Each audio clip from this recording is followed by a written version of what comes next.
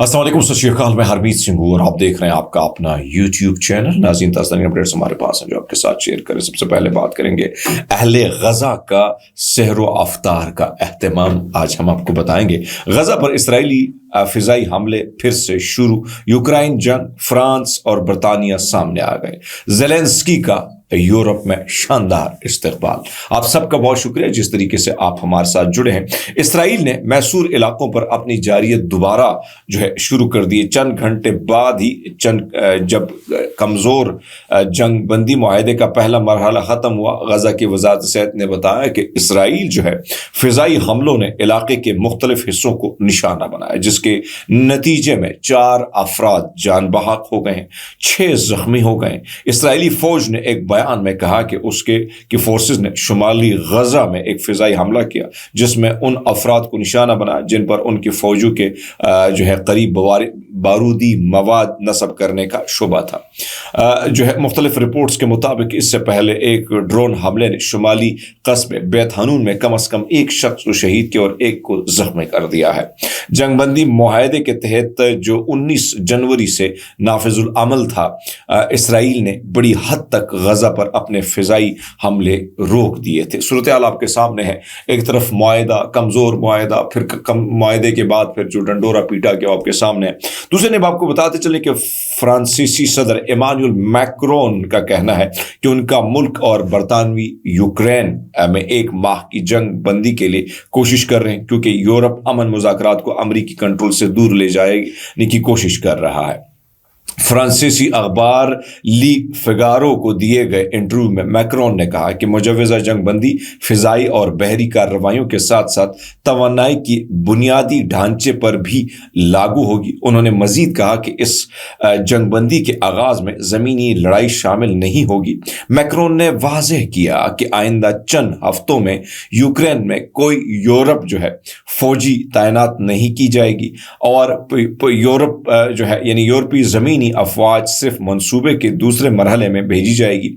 उन्होंने मजीद कहा कि आइंदा चंद हफ्तों में यूक्रेन की सरजमीन पर कोई यूरोपीय फौज नहीं होगी। मैक्रोन ने तजवीज़ दी कि यूरोपीय ममालिक अपने दिफाई अखराजात को बढ़ाकर जीडीपी के 3 से 3.5% तक ले जाना चाहिए, ताकि वाशिंगटन की बदलती हुई तरजीहात का सामना किया जा सके। सूरत हाल आपके सामने, एक तरफ तो यूरोप है, दूसरी जानिब आपने अमेरिका को देखा है कि जिस तरीके से पुतिन के करीब होने की डोनाल्ड ट्रंप की जो कोशिश है और कहीं ना कहीं ज़ेलेंस्की के साथ उन्होंने जिस तरीके से किया, जो ज्यादती की मैं समझता हूं कि ऐसी इंसल्ट नहीं होनी चाहिए, लेकिन तारीख वाज़ेह बताती है कि अमेरिका कभी भी किसी का दोस्त नहीं रहा और इसलिए वो सारी चीजें आपके सामने हैं।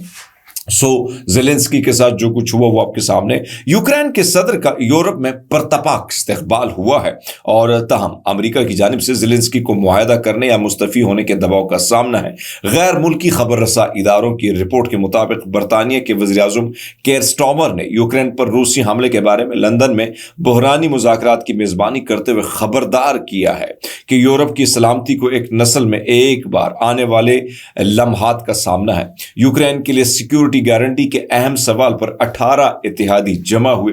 ये इज्तिमा उस वक्त मजीद अहम हो गया जब अमरीकी सदर डोनाल्ड ट्रंप ने अपने यूक्रेनी हम मनसब व्लादिमीर ज़ेलेंस्की को व्हाइट हाउस में गैर मामूली तौर पर तनकीद का सामना निशाना बनाया। यूक्रेन और यूरोप ममालिक के सामने ज़ेलेंस्की के साथ बैठे इजलास की मेज़बानी केयर स्टार्मर ने कहा, यानी उन्होंने ये तस्वीरें वीडियो में आपको दिखा रहा हूँ, वीडियो में आप देख सकते हैं कि जिस तरीके यूरोप ममालिक ने उनको फ्रंट लाइन पे खड़ा किया है। फिर उसके बाद केयर स्टार्मर जो है वो ज़ेलेंस्की का साथ बैठे हैं, तो उन्होंने यूरोप की सलामती एक नस्ल में एक बार फिर लम्हा है और हम सबको आगे बढ़ने की जरूरत है। मेरे ख्याल में कुछ 2 अरब पाउंड्स जो है उसका ऐलान भी बरतानिया ने किया है कि कुछ ड्रोन, फिजाई जो असलहा या दीगर चीज़ें उसके लिए बरतानिया ने उनको ऐलान भी किया है।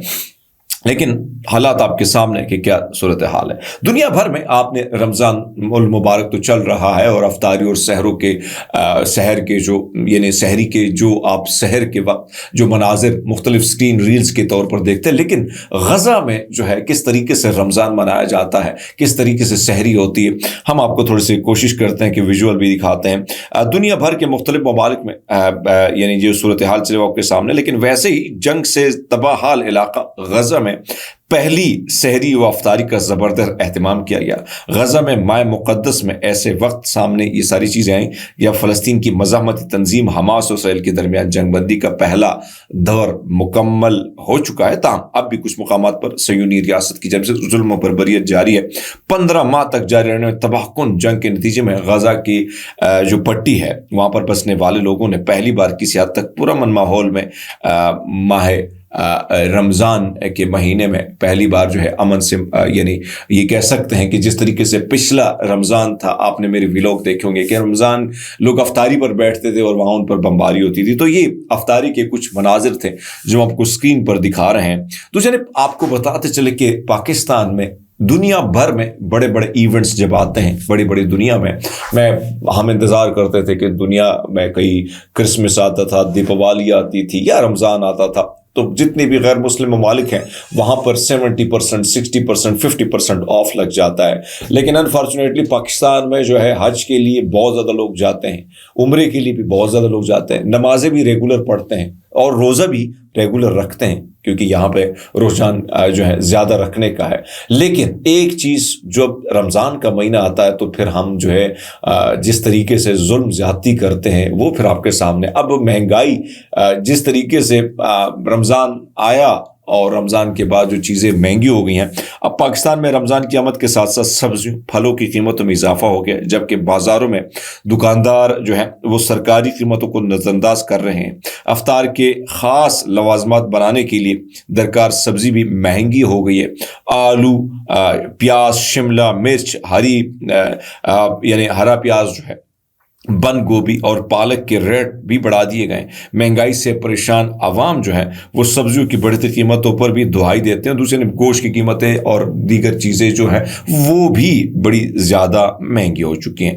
اب آتے ہیں افسوسناک خبر کے حوالے سے. افسوسناک خبر یہ ہے کہ پنجاب پولیس نے جو ظلم بربریت اور جس طریقے سے لوگوں پر جبر ڈھائے ہیں اس کی تاریخ میں مثال نہیں ملتی. اور جس طریقے سے آپ نے دیکھا ہے کہ آپ کو یاد ہوگا کہ جب سے ریجیم چینج ہوا ہے، جس طریقے سے لوگوں کے چار دیواری کا تقدس پامال کیا گیا، نہ خواتین کو دیکھا گیا نہ بچوں کو دیکھا گیا.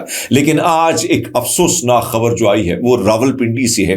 معصوم بچہ جس کی تقریباً عمر 13 سال ہے، 13 سال کے اس بچے کو یعنی نصیر آباد کا علاقہ ہے، وہاں کے تھانے کی پولیس آتی ہے، جو لوائقین ہے وہ یہ بات کرتے ہیں. ان کے والد صاحب نے کچھ باتیں بھی کی، وہ بھی آپ کو دکھاتے ہیں. اب اس بچے کو جو ہے رات کے وقت اس کو لے کے جاتے ہیں. اس کے بعد دوسری شام کال آتی ہے کہ آپ اپنے بچے کی لاش فلاں ہاسپٹل سے اٹھا دیں. ظاہری بات ہے ماں باپ پہ کیا گزرا ہوگا، کس تکلیف سے، کس کرب سے یہ ماں باپ گزرے ہوں گے کہ جوان لخت جگر کو آپ اٹھا لیتے ہیں، زندہ لے کے جاتے ہیں اور پھر نہ صرف اس کو قتل کرتے ہیں، گولی مارتے ہیں، ظلم کرتے ہیں، زیادتی کرتے ہیں، لیکن اس کے ساتھ ساتھ اس کی ایک آنکھ بھی نکال لیتے ہیں. ذرا ویڈیو دیکھ لیجئے گا پھر تبصرہ کر لیتے ہیں. السلام علیکم. نصیر آباد تھانے سے 25 تاریخ پہ رات 3 بجے ہمارے گھر پہ انہوں نے چھاپا مارا. انہوں نے ہمارے بچے کو اٹھایا، 13 سال کا ہمارا بچہ ہے، اس میں کوئی گناہ نہیں ہے. انہوں نے بولے کہ بھائی یہ کیا وہ کیا. انہوں نے ہمارے بچوں کو 7 دن بعد انہوں نے ہمارا لاش دی ہے. ابھی لاش ہمارے ادھر پڑے. ہم ادھر آئے ہوئے سب بھائی ہمارے ساتھ ہیں. ہم احتجاج بھی کریں گے اور انشاءاللہ ہم اس کے خلاف لڑیں گے بھی. اور پولیس والے جو ہے نا وہ بٹی صاحب ہے، بٹی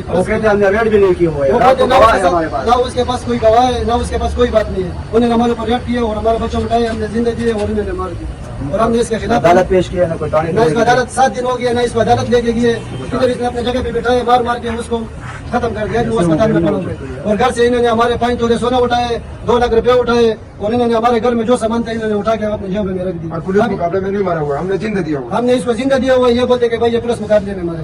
یہ بچہ ہمارا 13 سال کا بچہ ہے اور انہوں نے ظلم کیا ہمارے ساتھ. اس کے خلاف ہم ساری احتجاج پہ کٹے ہوئے ہیں. ہم پھر بھی احتجاج کریں گے انشاءاللہ, پھر بھی احتجاج کریں گے. انصاف چاہیے بھائی, ہمارے ساتھ جاتی ہوا ہے اور چھوٹا بچہ ہے, اگر کوئی غلطی اس میں ہے تو عدالت بھی ہے اور جو ہے وہ قانون بھی ہے, اس کو سزا بھی پھانسی بھی ہو سکتے ہیں, لیکن انہوں نے تانے میں بھی نہیں پیش کیا ہوا ہے. ریڈ کر کے وہ کہتے ہیں کہ ہم نے ریڈ ہی نہیں کیے. کتنے گواہ ہے ہمارے پاس, انہوں نے ریڈ کیا, ہمیں اٹھائے, ہمارے اوپر کپڑے ڈالے ہوئے, ہمیں پیسے چھینے, ہمارے موبائل چھینے, رات کو گھر پہ چھاپا مارا ہوا ہے. یہ انصاف تو نہیں ہے. اگر بچے کے اندر کوئی گناہ ہے تو وہ عدالت بھی ہے وہاں اور سزا بھی وہاں ہو سکتے ہیں. 7 دن میں ان کو تانے پہ نہیں پیش کیا ہوا ہے, تو یہاں پہ جو ہمیں ابھی بلا رہے ہیں کہ بھائی آپ کو لاش وہاں پڑی ہوئی ہے, کیسے اس کو ریڈ, ہم نے خود اس کا ہاتھ میں پکڑا ہے, ریڈ اس کو مقابلے میں مار دیا, نسا ہوا ہے تو مقابلے میں مارا ہوا. تو بھائی مہربانی, ہم نے آپ سے درخواست ہے کہ بھائی ہمارا جو ہے مطالبہ جو ہے نا اس پہ عمل کیا جائے, اب انصاف دلایا جائے. غریب لوگ ہیں یہاں پہ کٹے ہوئے, اور پھر احتجاج کریں گے انشاءاللہ. اس کے والد صاحب دہائیاں دے رہے ہیں, اتنا ظلم کر رہے ہو, اتنی زیادتی کر رہے ہو, نہ آپ کو خدا کا خوف ہے, نہ آپ کو قیامت کا خوف ہے, نہ آپ کو اس ماہ رمضان کا خوف ہے جس میں جو ہے یہ پیغام, یہ مہینہ جو مبارک مہینہ لے کے آتا ہے کہ صبر, استقامت, ظلم نہیں کرنا, عبادتیں کرنی, انسانوں کا خیال رکھنا ہے. لیکن آپ دیکھ لیں کہ یہ پٹھان بچہ بیچارہ, اس فیملی جو ہے وہ برے حالات سے یہاں پہ شفٹ ہوئے ہوں گے. ان کو کیا پتہ کہ پنجاب کی پولیس ایک ظالم پولیس بن چکی ہے, ایک ایسی پولیس بن چکی ہے جو عوام کے ٹیکسوں سے, یہ سو کارڈ محافظ عوام کو ہی لوٹتے ہیں, عوام کو ہی مارتے ہیں, عوام پر ہی گولیاں چلاتے ہیں. تو یہ ویڈیو آپ نے ملاحظہ فرمائی, انتہائی افسوسناک خبر تھی جو میں نے سوچا آپ کے سامنے شیئر کروں. آخری خبر بھی کچھ اچھی نہیں ہے, وہ یہ ہے کہ پاکستان جو ہے ترقی کے بجائے پھر زوال کی طرف جا رہا ہے. ایک طرف تو آپ ٹی وی پر اشتہارات دیکھیں تو ایسا لگتا ہے کہ پاکستان, پرسوں مجھے کسی نے کہا کہ ہرمیت آپ دیکھیں نا, یہ نون لیگ جب آتی ہے کتنا کام کرتی ہے, اس حکومت نے بڑے کام کیے. اسلام آباد میں آپ دیکھیں ہر جگہ رنگینی ہے, ہر طرف فلائی اوور ہے. میں نے کہا بھائی صاحب, اگر آپ کے چہرے کے اوپر میں ابھی کریم شیم لگا دوں, ڈینٹنگ شینٹنگ کر دوں, لیکن جیسے آپ منہ دھوئیں گے تو آپ کے اندر جو چھریاں ہیں, جو دانے ہیں, آپ کے جو یہ سیاہ داغ دھبے ہیں, یہ نظر آنا شروع ہو جائیں گے.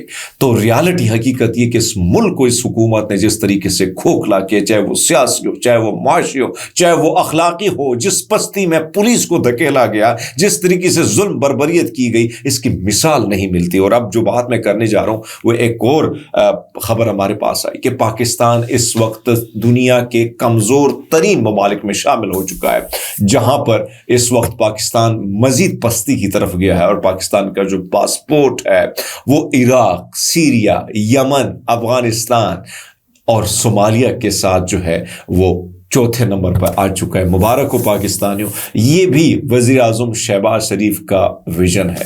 اپنا بہت سارا خیال رکھیے گا. بہت شکریہ.